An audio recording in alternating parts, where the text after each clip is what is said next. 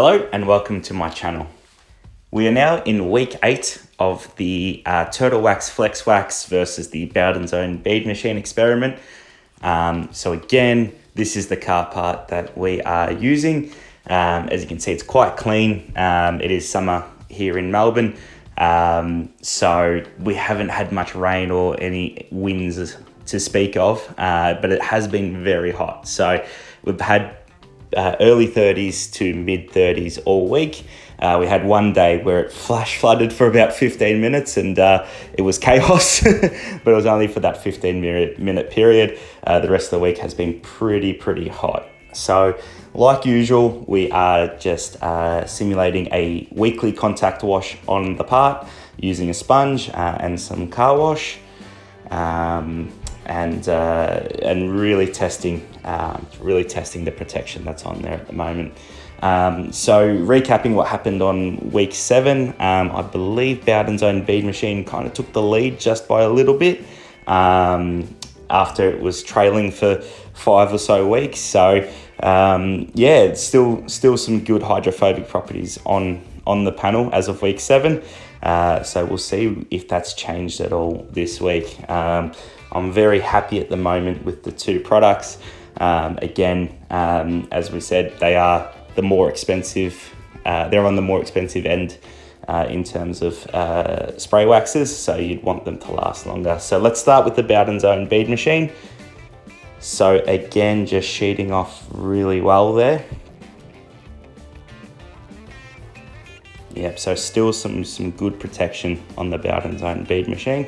I think we worked out that the Bowdens Own Bead Machine was just a little bit cheaper per milliliter than the Turtle Wax Flex Wax. But yeah, so now over to the Turtle Wax.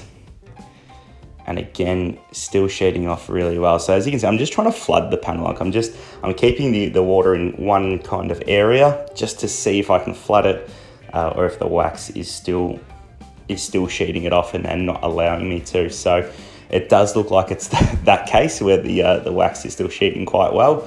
I might have to stop doing weekly updates. This is it's really good.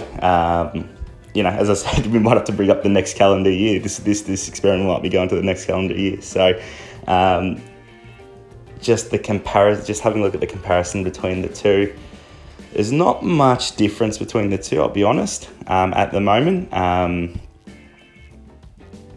They're both sheeting quite well. Looking at the hydrophobics, it does look like the Bowdens Own Bead Machine just looks a little bit better for the moment. So as that crosses over, yeah, it does flood a little bit more, but not that much more. So they're still holding on strong as of week 8. And as I said, it has been quite hot here in Melbourne for the last couple of weeks. So it's definitely been tested, but yeah, so I would still give the lead to the bead machine, only just though. It's definitely heating up at the moment. So yeah, please like, comment, and subscribe on the video if you're enjoying the experiment so far. And yeah, see you next week. Thanks.